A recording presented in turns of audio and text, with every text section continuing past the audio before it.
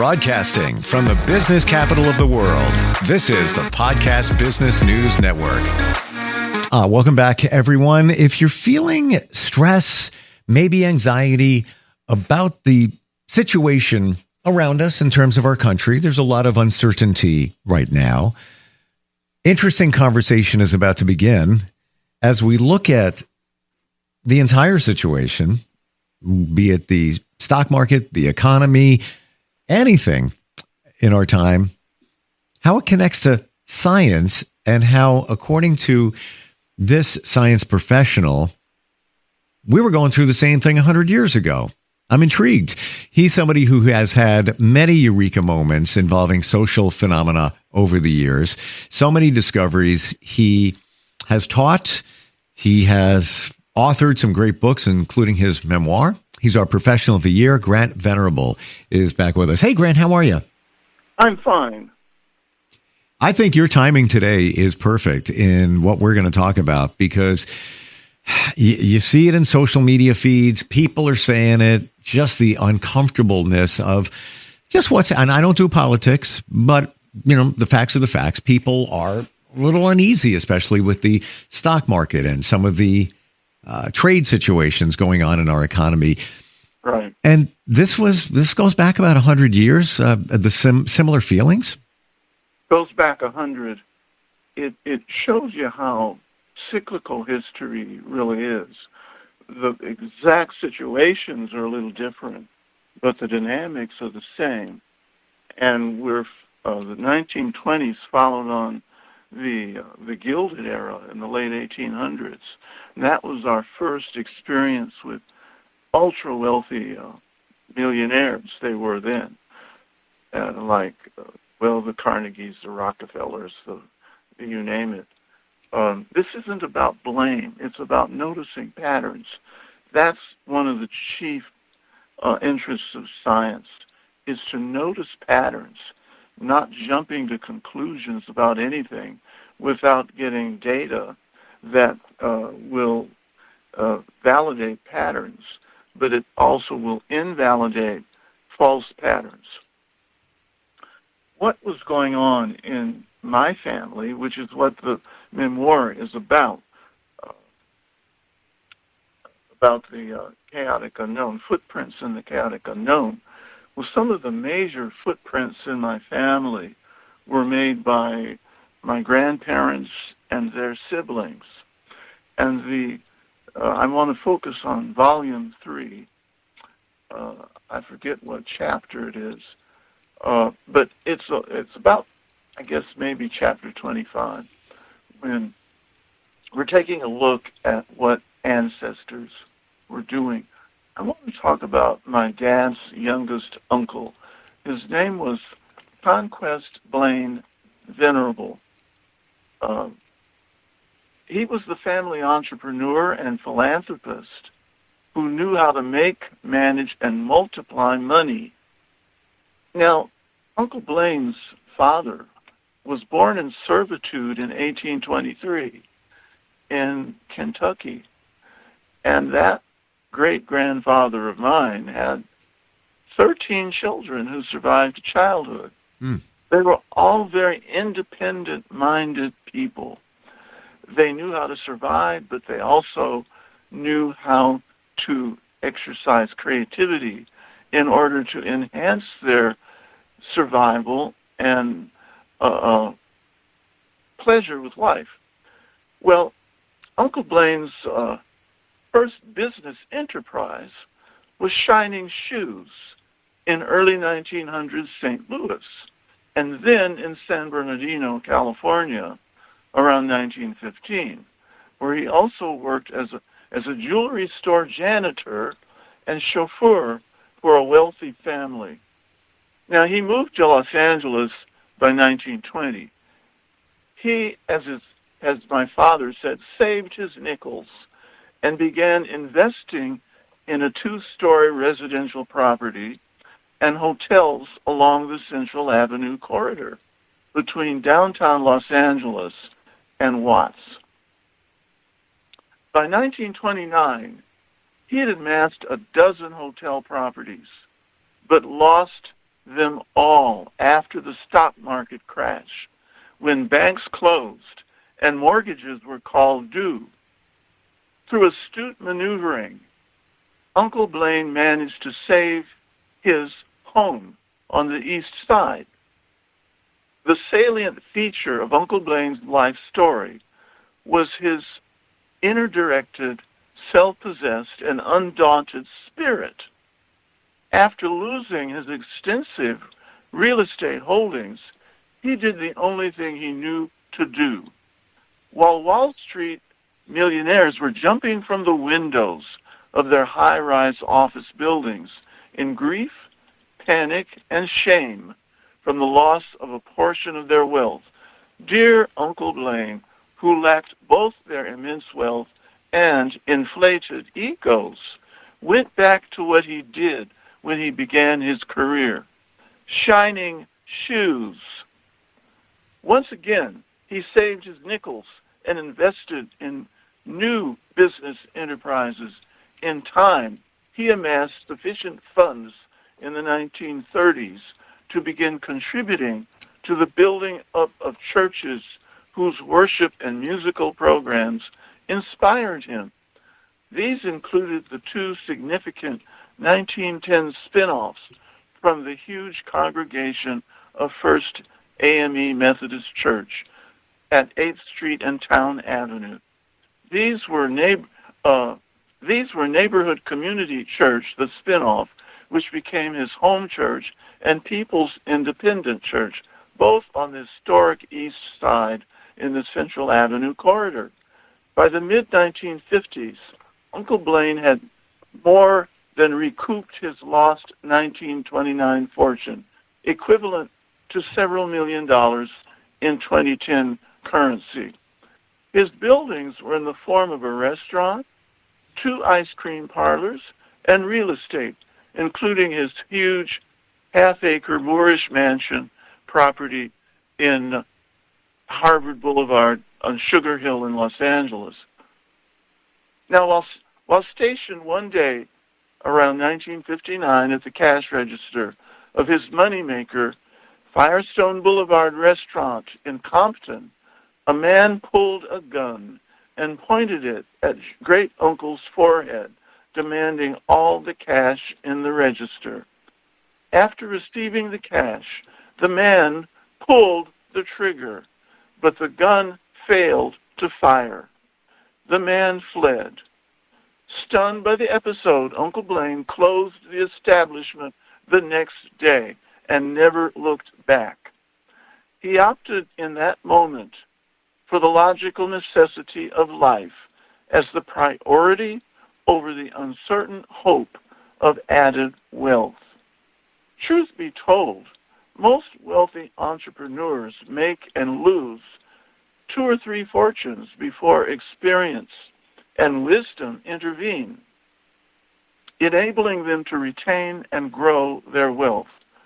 Foreclosure, bankruptcy, or robbery are rarely enough to defeat them. Well, that's the story of Uncle Blaine. It's a strangely special sensation to really think about it. I enjoyed playing in the back lawn of Uncle Blaine's mansion in the 1940s and 50s, and we also enjoyed watching the Lone Ranger series on one of the first black and white television sets in the neighborhood. But stories of family history recounted by my dad in the family meal table on Old Budlong Avenue told us who we were as a family and even as an ethnic subculture of people endowed with important survival and success traits. I was about to face the kinds of challenges evoked by these traits. They played leading roles in the drama surrounding my father's last days of life. Well, that said, this was one of the main roles of the family. I'm bringing that up because the the family meal conversation that my parents conducted really told us who we were as people, what our values were. Those stored in my memory. I was able to tap into those values over the years, or I would not have been able to survive, or not as well as I did survive. What I'm saying is that these economic cycles, the ups and downs, come and go. Those are pretty much out of the control of us as individual human beings. And I tapped into the individual human beings who were really my ancestors. Now that's really the whole story. That's the moral of the story right there. Now, are you picking up the thread here, Steve? I am. And part of what I'm detecting is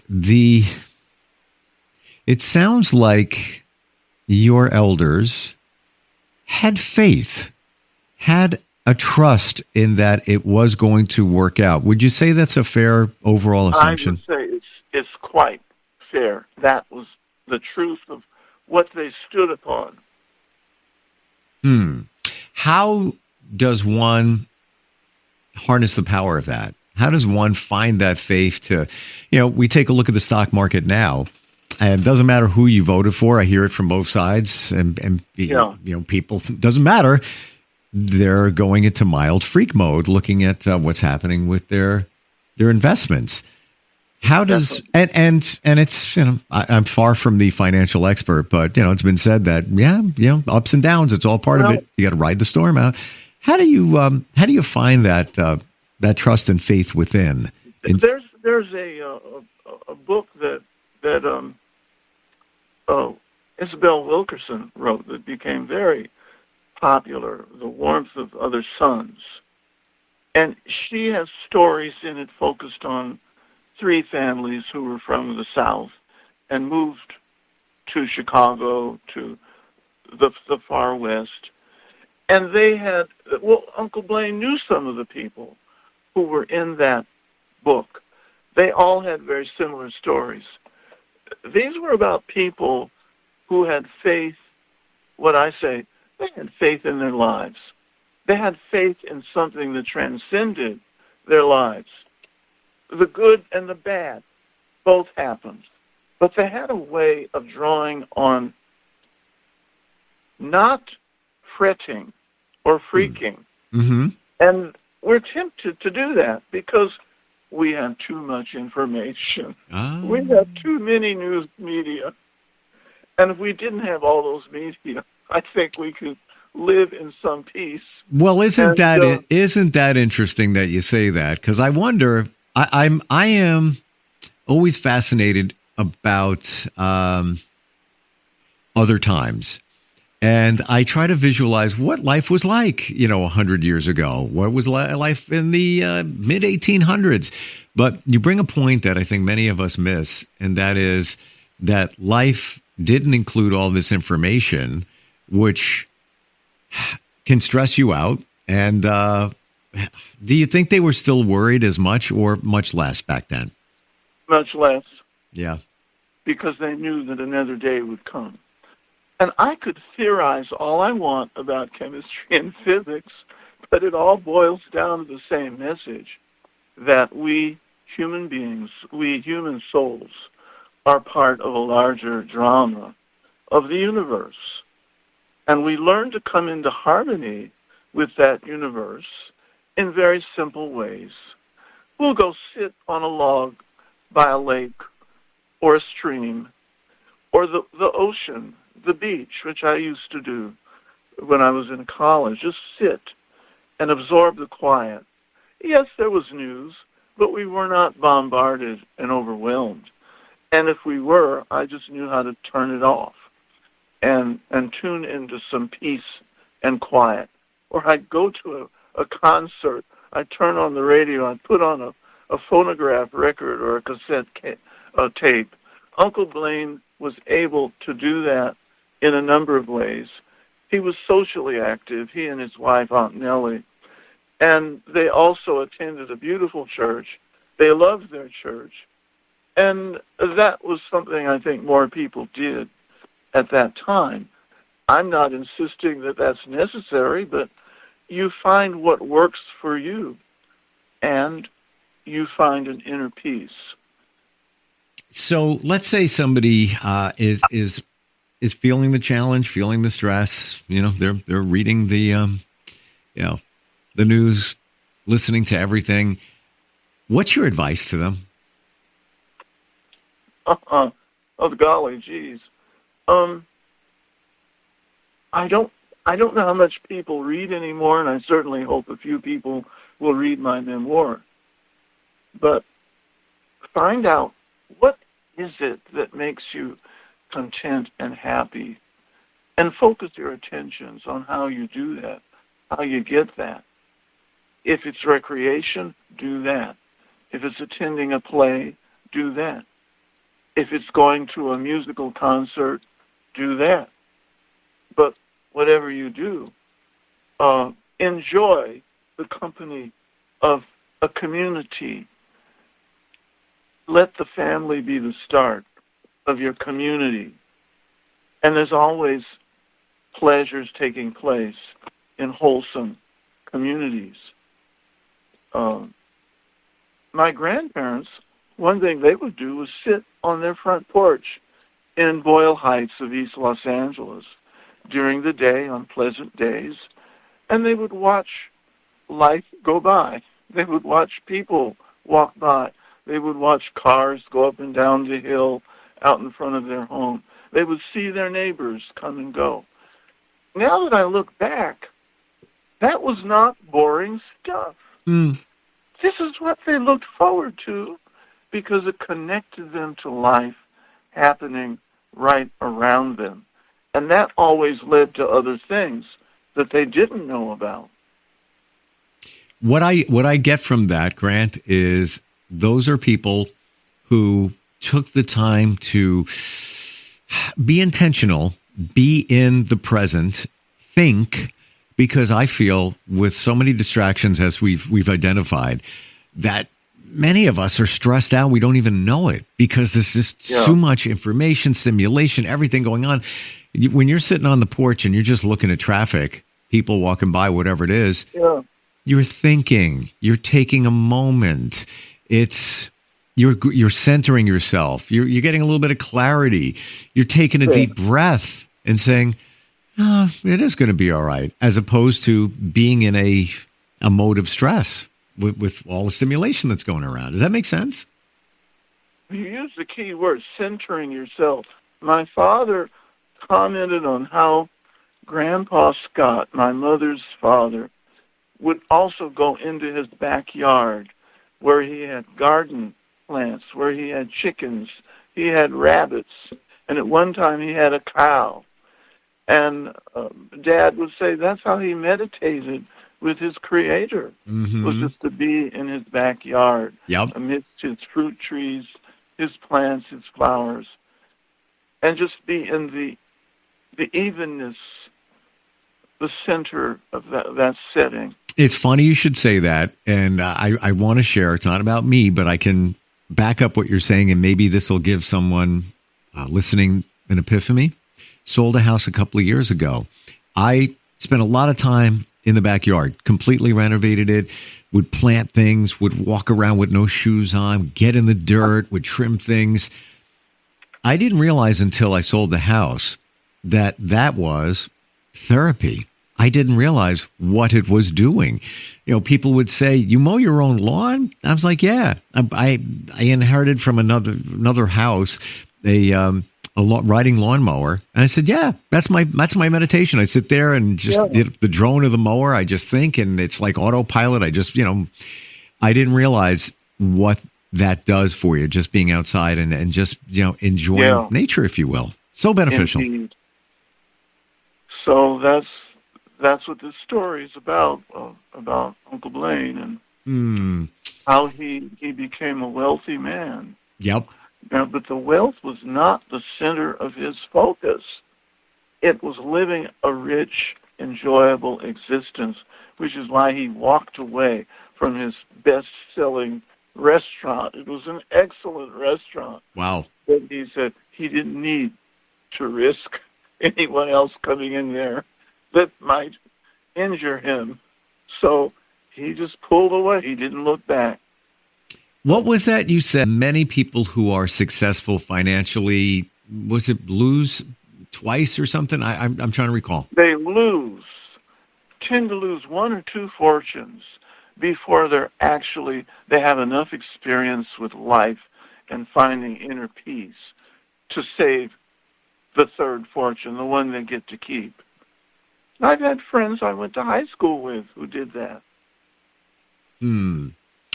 And would you say that in his situation, that even though he had a lot of great things, without the true inner peace, it was for naught. It was for naught. Well, this was a man who had the first Cadillac in the city, like in many of the places he lived. Wow. Since the 1920s and before. But it was because he enjoyed it as an automobile. He didn't really do it as a symbol of I've got this wealth, so I'm going to show it. Yep. He liked comfortable cars, and he taught his nephew, my father, how to drive like a chauffeur, who taught me how to drive the LA freeways like a chauffeur. Wow. It's almost as if that knowledge got passed down. It did. It certainly did. Wow. What's your advice? Final thought here, just about out of time. What's your advice for somebody that is stressing out? Somebody that is worried about their future, somebody that has jumped down that anxiety rabbit hole, if you will. What would you say to them right now, based on your experience? You recently asked that, and I'm thinking of the same answer, which my brother reminds me.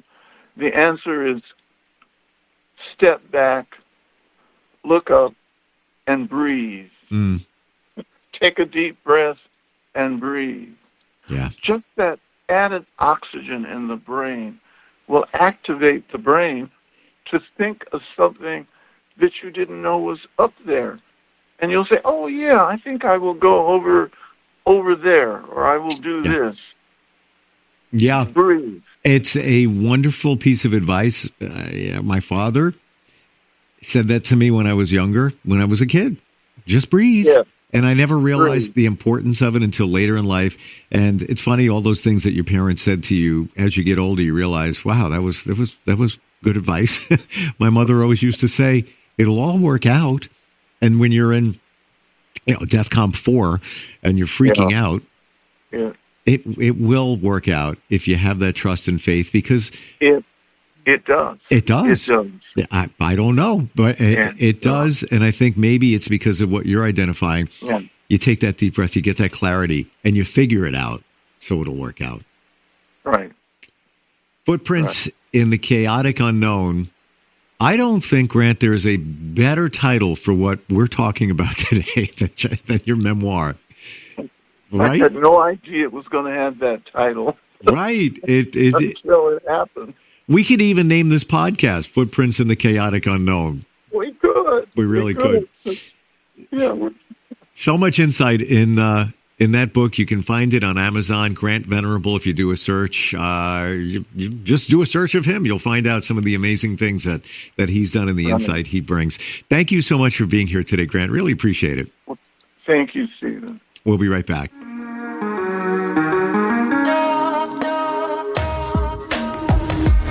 Broadcasting from the business capital of the world, this is the Podcast Business News Network.